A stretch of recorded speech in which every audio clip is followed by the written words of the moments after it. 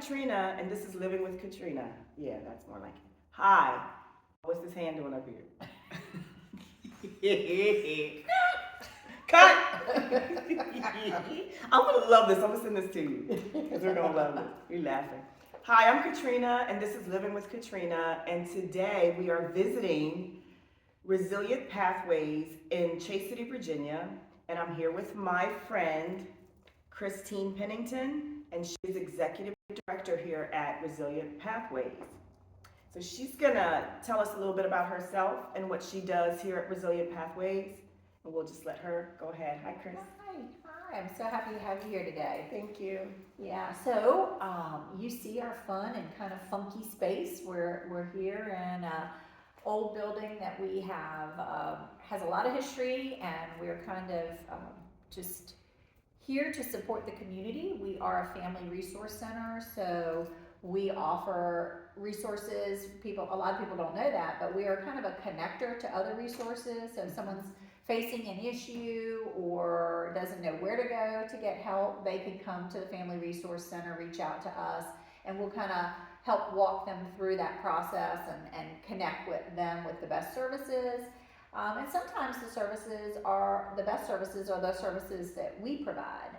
So we just became a nonprofit this year. Oh, good. We are Okay. 3 years old. Oh, good. And so we do a lot of family unity, connecting families after they've been through adversity and trauma. We do parent coaching. We are a supervised visitation center. Very good. Yes. Okay, And that's then- necessary. Yes, unfortunately, but yes, it is. Yeah. And we also are expanding our services to include more mental health services and private counseling services here on site. Good.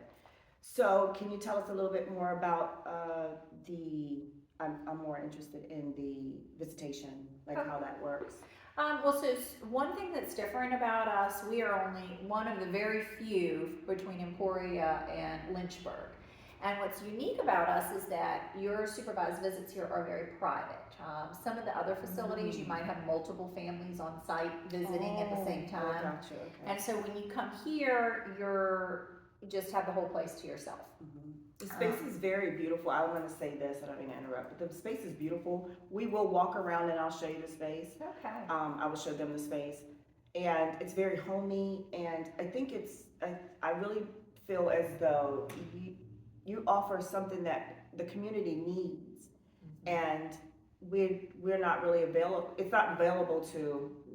I got this, but the information is not available to people. So how do we get that? How do we overcome that? So a lot of times people have supervised visits because they're court ordered. So if something's whether a non-custodial parent and a child are just meeting, they haven't been in each other's life, or there's been a long period of time they haven't been together and they're reuniting. Sometimes parents have made some past decisions, and so the visits are supervised until they're getting back on the right track. But so a lot of times it's court ordered, or social services recommended, but you can reach us on our website.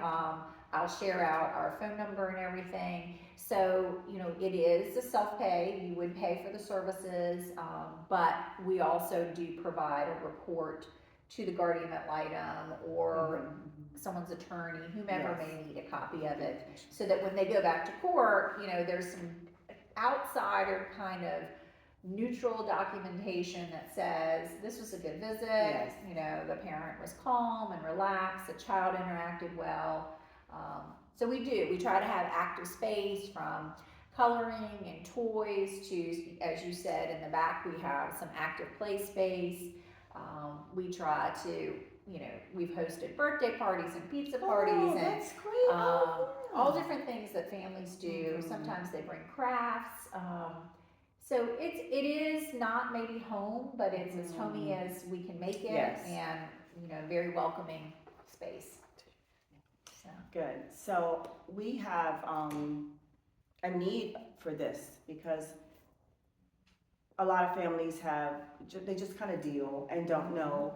And myself personally, my family we've experienced some trauma, and we didn't really reach out, but we didn't really know. And I know you, and I know what you did, but it's still that place where we're not comfortable reaching out. And I think that having a space like this and having you be present, and that's why we're doing this today, so that people know that you're available. Because sometimes if you have resources and the awareness of the resources, it helps the families. And we're working to try to get families the core value of family back together. Yes. And you and I spoke about this before we started recording, about the missing parts in family and family structure. And I think things have just not been taught. Just in my personal journey, there are a lot of things that I grew up thinking that were okay, and now things are starting to change, and the world is changing. So as the world changes, we need to change also, but we need to still have the core value. And I feel as though we're heading toward a reset. That's just my opinion. And that's why we're all so uneasy, and things don't seem the same, and things are changing because they're supposed to. And we need outlets like this, because the trauma, when we have such heavy turmoil in our lives and we don't deal with those problems, they just create other problems and they become generational.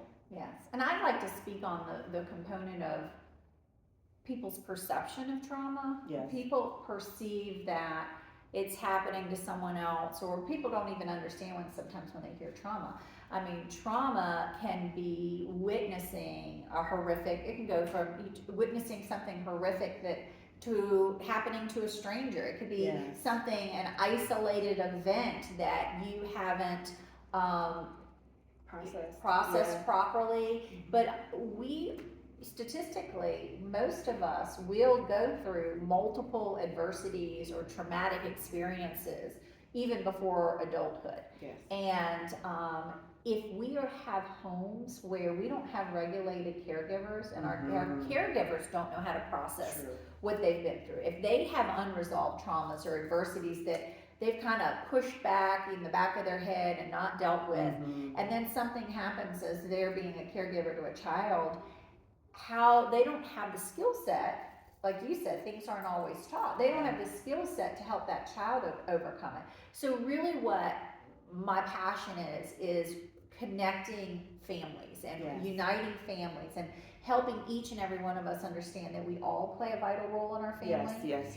And families look differently, but even if your family is a single parent household and one child, that's a family unit. Even if it's a great grandparent raising grandchildren, great grandchildren, that's a family unit. So we want to meet families where they are and find solutions and give them the tools. Because if we go through something, say you're a young parent and you and your child go through something, say it's a really ugly divorce, say it's domestic violence and you've thankfully gotten on the other side of it, and you haven't ever dealt with it. No, it might not be the same adversity or the same trauma, but something else will happen in life. And if you don't develop a skill set to process and properly handle and manage the loss or the pain you've gone through, the next time something comes up, you're going to find yourself kind of pulled backwards. But if you develop some skills and tools that you can kind of carry with you, the next time something happens, you're going to be like, we're better equipped because we learned these skills and we can now apply them to the next thing in our life. And sometimes it'll be something benign. It'll be like a temporary job loss or, a move. There's positive things that can be stressors too. That's true. So we have to remember that what we're looking to do is build lifelong skills. Like stop multi-generational adversity, like repeating the same cycles because we don't have the right tools to prevent those things. That's right, that's correct. I often say, and I've always said this, that we are lacking just basic, simple coping skills. That we were taught coping skills when we grew up. Like my grandfather, he made sure that you understood what you were doing and then you were able to process it. I don't think that they verbally knew what to do, but what they were doing, what he was doing, but they knew somehow they had that coping skill that was passed on to them. But then, like with my children and me raising my children, there are things that I learned, but then I did not teach them because as you're being a parent, you're also learning. And I often say I grew up with my kids because you're learning. and counseling was not, and that's not a thing, it was just Right. not there. But you had the coping skills, so that Right. allowed you to move forward, and that's why you become resilient, because you're able to just go through, you can push through, you have the coping, you have the tools, but we're lacking those tools. And I see even with an older generation where they had the coping skills, they no longer use the coping skills, because we live in a world now that people don't cope. So where are you using these coping? They're not using them. They just do what everyone else does, and just They're quick to react, quick to respond. yeah, react. Yep, And you see that in children. You know, we, as a background, you know, I'm a counselor and psychology background, but I was a previous educator, and you'd see that all the time in school. Kids' behaviors, that outward behavior Yes. is their inner emotions, and that's how they're expressing it. yes, yes. And we don't often stop and think, oh, what has this child been through Right. that is causing this That's behavior? right. That's right. And like you're saying, when our households don't learn coping skills and we don't calm down and regulate ourselves, and before we react, our children are watching it. Yes. So I like to say what I'm focused on is practical psychology, like the practical things that we can do every day. Because I do believe counseling is needed for people who've been through some very traumatic things. Yes. But I also believe if we don't stop and learn the skills that we can apply daily to cope and manage, if we're not regulated and we're not in a calm state, whatever you're experiencing through clinical counseling, you're not going to be primed and ready to absorb it and learn the most that you can and apply be fully, it. Yes, be fully present. Yes, that's true. Because you're not regulated, and if you know you're leaving your home to address something, you know, in a counseling session, but your household is yelling and screaming and chaos, Yes. and you and your kids are fighting, then you know. Yes. We have to start in the home. Yes, that's true. And I can say this, that that the other part that's missing is the spiritual side, that the God's missing. I mean, and this is we talked about this Right. before coming on here, that I'm freely going to speak about God, because God has really, that's been my core, and that the other processes, which are the coping skills or any of the resources that we need, have to be working, they have to hand in hand work together. So it's almost one activates the other. So you can't effectively be in a setting of healing and moving forward and having counseling, because you're just listening to information. You can't absorb it. And we need those two things to work in order for the family structure to come back together, or to even have a family structure, because how can you mimic something you've never seen? You've not seen that. And what I always like to say is, when people are living in adversity, you don't know if you've always lived in a chaotic, adverse environment. Your body is in tune to that. Yes. So when you are exposed, you don't know what you don't know until you're exposed to it in a different way. Yes. And I don't think we get anywhere helping people if we're not down to earth and meeting people where they are and trying to understand what their innate core values are when you meet them. And then until you start to share out, well, maybe there's a different way you can look at this or do this. You know, we learn from each other. Yes. And if you're not being an effective participant in helping someone heal if you don't try to understand where they Where are. they're coming from. That's right. But I definitely feel like, you know, I work with people who are very strong in their faith, Yes. like you know, myself, and I have people that are like, that wasn't part of my story. I never went to church as a kid. I never have been exposed to, you know, how my, you know, when people talk about your faith is strong. And there's people that are like, I don't understand what that means. Right. So again, you have to meet people where they are and try to teach one step at a time what it means to move forward in a positive way, and one little victory at a time, until people feel more confident.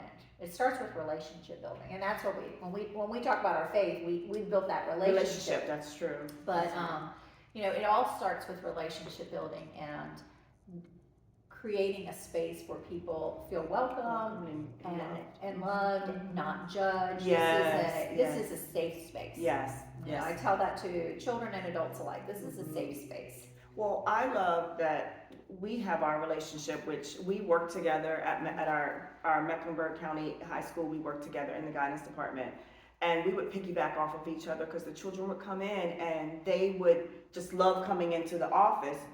But it was our light. It was who we were, and what we offered to these children, which they weren't getting at home. A lot of them weren't getting it at home. They weren't receiving that at home. So for me, when I was in school, I never wanted to go to the counselor. I thought it was always, you went to the counselor's office, you're in trouble. Like, what are you going there for? But these kids were coming in, they were trying to hang out, and I'm like, what? Got a class. So I love creating, and me being an interior designer, I also do interior design.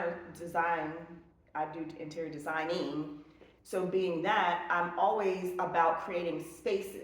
And so, but now it's on a whole nother level of creating spaces where what's in the space. Now the space is created, now what are you gonna put into it? Right. So that's where I am, and I've just had a self-check for the last 3 years of just clearing and cleansing and cleaning, and just, that has just been my go. And I feel like there's a need for these children to have the same information, just to be able to move through life, but not being dependent and codependent on other people, but being able to have a self-alignment where you have that relationship with your higher power, God, and then you have your earthly people who are your support.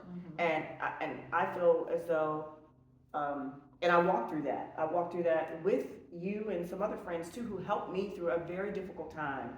And so I just really thank you for that, because and that's why we're here today, because this place is, it's not about the place, but it's about the space and the people. So yeah, I mean, we could do the same work that we do anywhere. I think making the space unexpected when you come in and you're like, oh, well, this doesn't look like right. You know, I'm not going into a doctor's office. This doesn't look like home. You know, some sterile space. I think just making people like, oh, okay, the space is unexpected, so maybe the experience will be unexpected in a positive way. Yes. And you know, when I talk about practical psychology, and the one thing we have to start in the home, but the one thing we have to start teaching is these babies and these children, somehow when we look at them as babies and we're telling them how much we love them and how beautiful they are, somewhere the messaging starts to drop off. Yes. And we have got to teach self-love. Yes. You know, you and I have witnessed so many things, and we thought if you just loved yourself a little bit more, you would have never put yourself in that situation. We saw it with teens. Yes. We've seen it with, I mean, so many relationships we've built, and I've got some kids that I still work with that, you know, I met through counseling, school counseling, and they're adults now, and I'm like, come look in this mirror, come value what you see, and if we can start to teach that, value who you are, then you're right, we're not gonna build codependent people, we're not gonna be dependent on someone else's opinions of us, we're gonna have that self-worth, that value to know not every day is perfect, but we can. We've got the skills in place. We love ourselves. We can get through this. That's right. So, and that's very important, because even as our own self, ourselves growing up, we didn't have that. So that's what the whole journey is learning to have self-love. And that's tough, because even as adults, and if, like what we keep saying, and we're reiterating it, as long as you don't have those pieces, you cannot get to the next level. And we are not at a place right now that it's just getting harder, and it's getting harder because there are things that are not available to us anymore. They're just being stripped away. The things that used to be, like when we were in school, there were things that we could go to, they're just not there. right. So then, and the parents are so busy working, like it's becoming a place where we're just working to support the things that we're doing, and we're not living. Right. And Yeah, Yeah. you're exactly right. We're not It's like being on a hamster wheel. Yes. And as you know, we saw like when we were. It's fun to be the age that we are because we do feel our own self love. And I Yes. can identify with the work I do because I was the teenager Mm-hmm. who didn't have confidence, and so I've overcome things Yeah. in my own life that helped me with the work that I do now. But when we were young, what was it? Oh, Sundays, everything was shut. Shut Whatever, down. Yeah. Closed. everything was closed. The TV stopped at midnight. I mean, we are on this 24/7 world, Mm-hmm. and our bodies and our minds are not designed to be that way. No. We need our rest. We need Right. our respite. We need to stop and find the calm. And Yes. I think that's a piece that's why we talk about self-care so much, because people are going. When you step back Yes. and give yourself that calm. I mean, even 10 minutes in the morning, Yes. they're attributing to just such a mental stabilizer. Like if you give yourself 10 minutes of calm in the morning, Set your day. whether you're praying, Yes. whether you're meditating, Yes. whether you're just sitting in, sitting. Silence. Silence. Yes. So there's a lot of things that people don't realize, small changes that we can make in our everyday life that really do impact us in larger ways. Well, I know it helped me. It changed me because I like I said, my journey for the last 3 years has been just self, and a lot of it was brought on by trauma. So, and then learning how to fight out of trauma without the tools. That's the hardest thing. And you realize you're really by yourself. But Right. I believe that that's part of the relationship with God, is that we are not relying on God, we're relying on the outside, and God's on the inside. So as long as we're outside working on everything on the outside, we'll never work on the inside. And then it's almost like you have to be stripped of the outside in order to even reflect on the inside. And then that's when we're stuck. Right. And we don't, and then we have this facade of let's keep up with the Joneses, let's do what they're doing, and then you don't even want to say that you're going through trauma, and we can see it. People can see it, and they won't say anything either because they don't want to touch theirs. That's another part of. Oh, that's a good point. So and sometimes I think what people don't tap into, and if we're talking from our spiritual perspective, Yes. That you and I both know we're very grounded in. Yes. That if you are going through something and it seems so heavy and so horrific and so hard to understand the why behind it, if once you are on the other side of it, once you've been resilient enough to get on the other side of it, even the most horrific things sometimes are a catalyst for something.